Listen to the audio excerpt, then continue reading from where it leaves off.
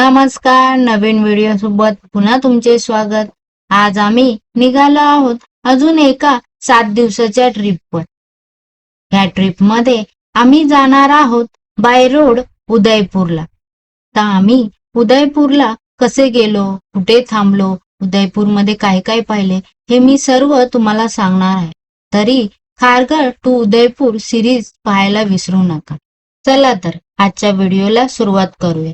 नेहमीप्रमाणे नाश्ता सोबत घेऊन सकाळी 7 वाजता घरातून निघून गुगल मॅपच्या साहाय्याने ठाणा, वसई-विरार, सुरत, वडोदरा, अहमदाबाद मग उदयपूर अशा रस्त्याने जाण्याचे निर्णय करून आम्ही प्रवास चालू केला। रात्री अहमदाबादला पोहोचताच 8 वाजल्यामुळे हायवेच्याच बाजूला असलेल्या फूड कोर्टमध्ये जेवण करत अहमदाबादमध्येच आजची रात्र थांबायचा निर्णय आम्ही घेतला। सिटी जवळ परंतु हायवेलाच लागून हॉटेल फ्लोरामध्ये रूम बुक केला। रूम मध्ये डबल बेड, एसी, टेबल, खुर्ची, एक एक्स्ट्रा बेड आम्ही 4 जण असल्यामुळे प्रोव्हाइड केलेले होते। बाथरूम मध्ये सुद्धा बेसिक गोष्टी सर्व गोष्टी प्रोव्हाइड केलेल्या होत्या। ह्या हॉटेलची बुकिंग आम्ही आधीच केलेली नव्हती। उदयपूर ते खारघर 791 किलोमीटर असल्यामुळे आम्हाला आयडियाच नव्हती की आम्ही कुठपर्यंत पोहोचू, पण बराचसा भाग कव्हर करत आम्ही अहमदाबाद पर्यंत येऊन पोहोचलो।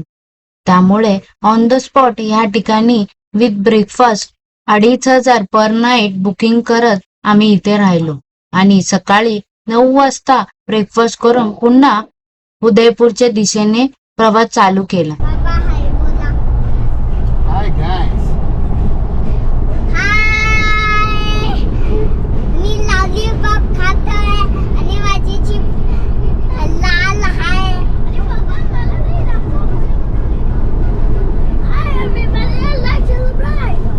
दुपारच्या जेवणापर्यंतच आम्ही उदयपूरमध्ये पोहोचलो। त्यामुळे उदयपूरमध्ये राजस्थानी जेवण जेवायचे असे ठरून आम्ही पोहोचलो उदयपूरमधील प्रसिद्ध असलेले खम्माघणी या हॉटेलमध्ये। या नावाची बरेचसे रेस्टॉरंट तुम्हाला उदयपूरमध्ये पाहायला मिळतील, परंतु सर्वीकडेच अस्सल राजस्थानी चव मिळेल की नाही हे मला सांगणे जरा कठीण होईल।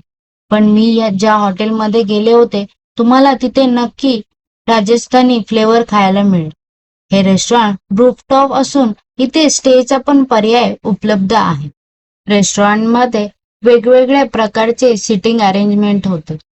आम्हाला सिटी व्ह्यू बरोबरच कॉर्नर असलेला 4 सीट टेबल देण्यात आला। त्याचबरोबर लगेचच आम्ही राजस्थानी स्पेशल दाल बाटी चूरमा व दम आलू व मिसी रोटी मागवली। जेवण खरंच खूप छान होते। एवढी छान दाल बाटी व चूरमा मी कधी खाल्लाच नव्हता आणि दम आलू सुद्धा खूप टेस्टी होता। ह्या रेस्टॉरंटची वेबसाईट लिंक मी डिस्क्रिप्शन बॉक्स मध्ये ठेवत आहे। इथले जेवण खरंच खूप टेस्टी होते। राजस्थानी बरोबर अजून पण बऱ्याचशा डिशेस तिथे उपलब्ध होत्या।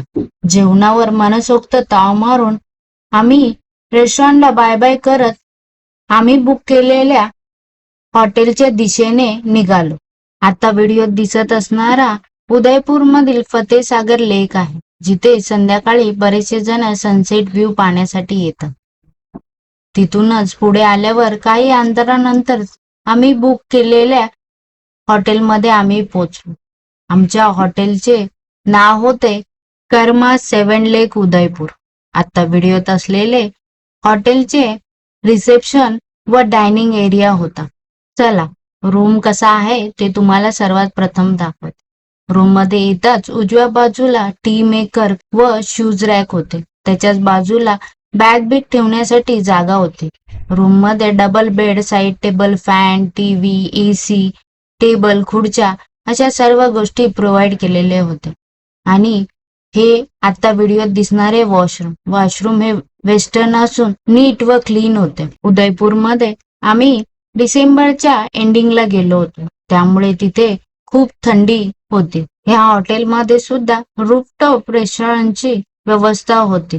त्याचबरोबर पार्टी हॉल सुद्धा होता। रूफवरच स्विमिंग पूलचा पर्याय उपलब्ध होता। हे हॉटेल 5 मजली असून प्रॉपर सिटी मध्ये आहे। त्याचबरोबर सुक्रिया सर्कल, ज्याला उदयपूरची चौपाटी बोलतात, ते 100 मीटरवर आहे. आजच्या व्हिडिओमध्ये एवढेच. पुन्हा भेटूया खारघर ते उदयपूरच्या नवीन पार्ट बरोबर. तोपर्यंत स्वस्त राहा, मस्त राहा. धन्यवाद.